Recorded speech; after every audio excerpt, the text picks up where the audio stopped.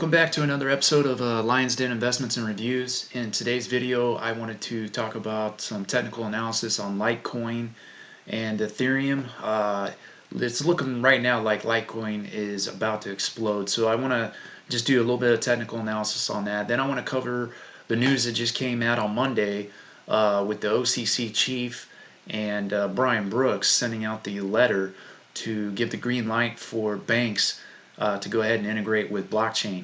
Huge news. It's big for the crypto market. It's what we've been waiting for a long time when it comes to clarification on what these cryptos really are. Are they a security, a utility token, a global stable coin, that kind of thing. And then I'm going to go into the ISO 20022, which is the framework for the financial cross-border global payment system, because I have a feeling that XRP and some of these others like USDC and XLM are going to tie into that, which would bring a ton of cash coming into those ledger networks and into those projects. So getting started here, Litecoin. Right now we had support at $1.40, or I'm sorry, at $145.29, as you can see on the daily here. We are in overbought territory right now, but there's a significant amount of volume coming in, and we've got money or cash leaving Bitcoin and going into the altcoins right now. The entire market for altcoins right now is really starting to take hold, and these coins are moving up drastically in price. I mean, I know like XLM today is up, at one point it was up 73%. Right now we're at 63% on XLM. So you can obviously see the cash is moving into these coins now, and I believe the alt season has begun. So guys, get ready to make a lot of money. It's really exciting news, and if you want to know where Litecoin is headed, the resistance level, the next resistance level right now is 221.81. I would expect Litecoin to start making some moves like Ethereum did here just over the past couple weeks. So get ready for that. That's Litecoin. And then let's talk about Ethereum and see where Ethereum's at. Guys, in a few videos ago, I was talking about Ethereum and how I expected the price in Ethereum to start really skyrocketing. If you haven't watched those videos, go back and watch the last few videos where I was talking about Ethereum. All you have to do, if you're new to the channel, just hit the subscribe button. Give that little like a tap there, and that helps with the YouTube algorithm. I would greatly appreciate it. It helps the channel out. But Ethereum here on the daily, we've got resistance at about $1,229. Okay, now we got to break that resistance, and from there, the next stop would be all-time highs of about $1,500, which is what Ethereum hit back in the last bull run. So, watch Ethereum, because here on the daily, if we can close the daily bar above $1,227, next stop is an all-time high, and then we're in uncharted territory, kind of like we are with Bitcoin. And I would expect, just from Bitcoin's move on up to its all-time high so far at 35,000, we went about 75% higher than we did on the entire move back in the bull run of 2017. Okay, so if Ethereum's going to do anything similar after it hits its all-time high, I would expect Ethereum to go at least 50% higher, which would put the price of Ethereum roughly around $2,100 to $2,200 per token. So that's what I'm looking for on Ethereum as we continue to move higher, because again, that cash is leaving Bitcoin now, giving it a breather, and it's going to flow into these altcoins. Ethereum being the number 2 largest crypto right underneath Bitcoin, the money's going to go into Ethereum and then trickle down into these altcoins. So expect Ethereum to hit 2,100. That's the price target I got on that one. We just got to break resistance here, and then watch Litecoin as well, because Litecoin's, it's ready to explode. With that said, though, let's transition over here, because this is the news that came out on Monday. This is from CoinDesk. I'll leave the link in the for this article in the description of the video here, but basically US federal regulators say banks can conduct payments using stablecoins now. Okay, federally regulated banks can use stablecoins to conduct payments and other activities. The Office of the Comptroller of the Currency (OCC) said Monday. The federal banking regulator published an interpretive letter addressing whether national banks and Federal Savings Association could participate in independent node verification networks. Okay, what they're talking about here, guys, is distributed ledger technology, which would be your blockchains for global stable coins like USDC, XRP, XLM. There's a few others out there too. The letter said these financial institutions can participate as nodes on a blockchain and store validate payments. So it's a way for them. It's a way for these banks to integrate into the blockchain system. Okay, which will speed up your transaction speeds from the old archaic banking system. Guys, basically what this is, in my own personal humble opinion, this is the beginning of the transition into that new financial system that I've been talking about for decades, especially when it comes to people that I know. And just over the last few months, my videos, I've been screaming at the top of my lungs about it. So, and I've only been in this space for about a decade now, so it hasn't been decades. I shouldn't say decades. So, anyways, it's exciting news, and so I'll leave an article for that. I'm not going to go over it and bore you too much here with that. Let's go over here to ISO 20022, because this is the framework within what they're talking about here for INBNs and linking up for banks to execute payment transactions and settle on a blockchain. So ISO 20022, this is from Ripple, okay? And this is the engineering framework that's shaping the future of cross-border payments.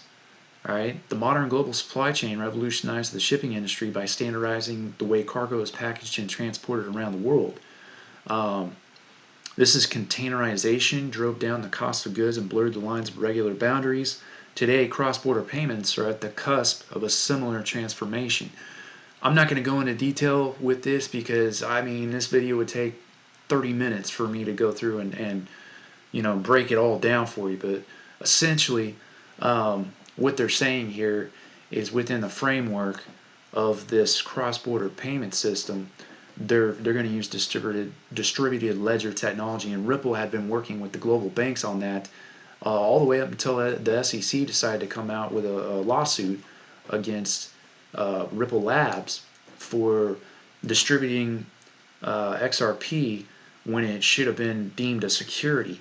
Now that's the other beautiful thing about this, is because we've been waiting for clarification on just what is labeled a security and a currency and a global coin for cryptos. So I believe that you're going to, this is just my own personal opinion, I don't know for sure, but I would say that when this trial goes to court for pretrial on February 22nd here of 2021, I would imagine that this is going to be a big part of that case, okay, and give some clarification to what XRP really is. Now, will it stop the SEC from going after XRP for what they did when it comes to the ICO and the fundraising?